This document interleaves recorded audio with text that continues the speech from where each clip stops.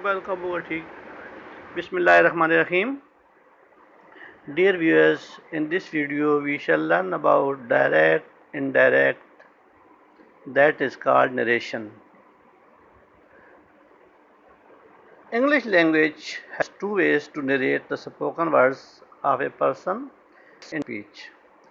Direct speech has two reporting speech and reported speech.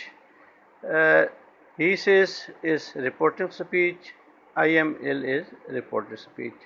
Is reported speech in if reporting speech in present indefinite tense or future tense, there will be no change in a reported speech. The word that conjunction is used. Now change of tense, there will be no change. Now change in pronoun. There is a simple formula SON. If in reported speech there is first person IV, it will change with the subject of reporting speech.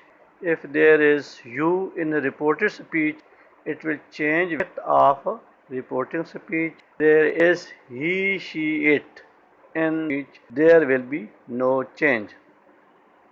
Now we just let the scripts which have been solved. Take care. Allah Hafiz.